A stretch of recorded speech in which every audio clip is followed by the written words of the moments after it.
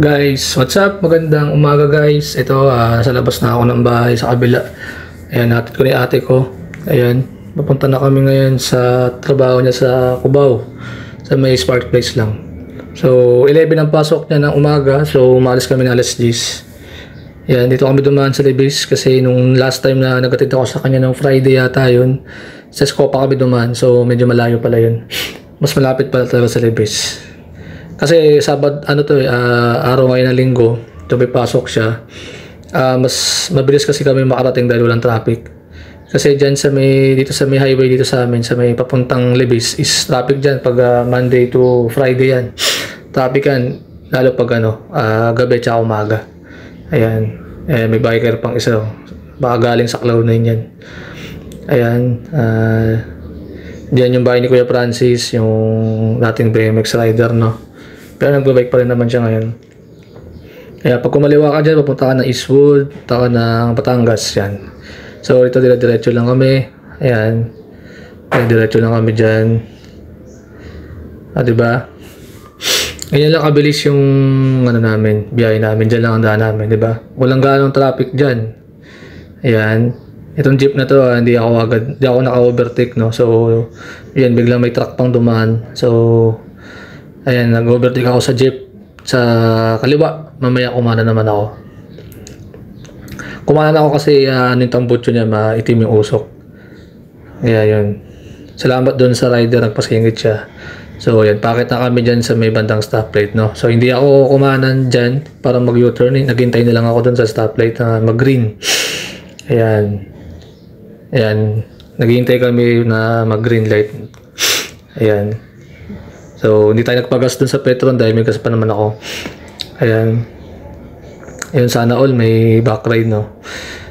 Ayan. Dire-diretso lang kami dyan. Yung sumunod na stoplight dyan, kakanan ka na lang dyan. Ayan. Medyo yung panahon, no? Makulimlim nga. So, magulo talaga panahon ngayon. Natin maintindihan. Summer na summer. Ngayon ng panahon, lagi madilim. So, ayan.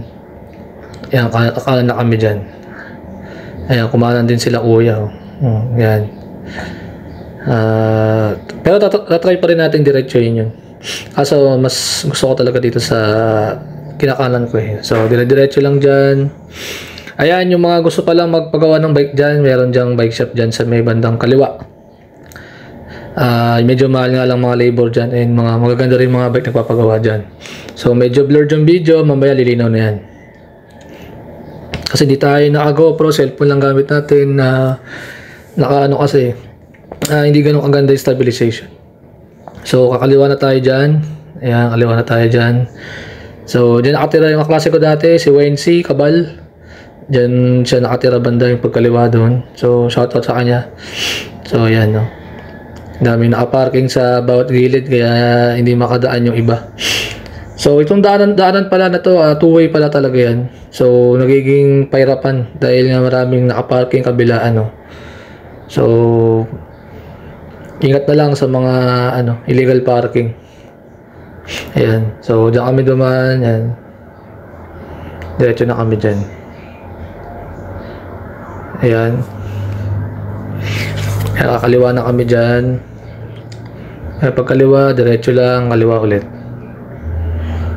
So, ba't hindi pa ako kumanan, no? So, mahirap kasi ang U-turn dun sa kabila. Pag andun ka na sa may Allen Mall, mahirap. So, mas maganda talaga yung way dito. Yan. Dire-diretso yun lang yan. Ayan, no? Kakaliwa kami dyan. Tapos, pag hindi ka kumaliwa dyan, diretso ka lang dyan. Nakatira yung ex ko dati. So, kaliwa ka lang dyan. Ayan, dire-diretso lang. Yan, ang kulit ng tricycle na to. Di talaga siya tumaan dun sa humps. Kaya hindi ako naka-overtake. Ito namang motor na to, isang to makulit. Bigla na lang sumingit ng di tumitingin. Yan, yung ginawa niya, mali yan. Dapat medyo bagalan muna pag gaganyan kasi two-way yan. Baka maano ka.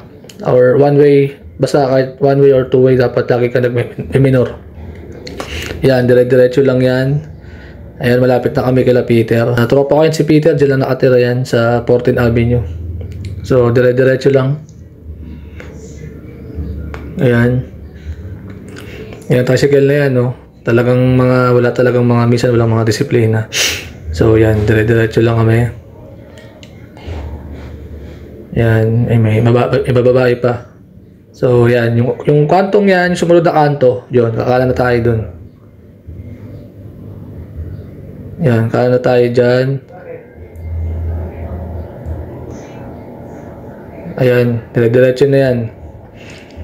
Yan, yung dinadaanan ko na yan, kaya dyan ako kumanan kasi dyan nakailera yung Spark Place. Kasi nandyan yung entrance talaga na pinapasukan ng ate ko. Ayan. So, medyo traffic konti kasi may hams eh. So, yun, ganun din kasi scenario, may mga nakaparking pa rin kabilaan. Ayan, dire-diretso lang kami. Ayan na. Ayan, medyo malapit na kami. Ganyan lang everyday. Pag wala akong ginagawa sa bahay, ako na nag-attend sa kanya. So yan, medyo blurred pa, no? Yan, may malilinaw na yan. So ayan na, nakababa na ate ko, tatanggalin ko na lang helmet niya sa kanya.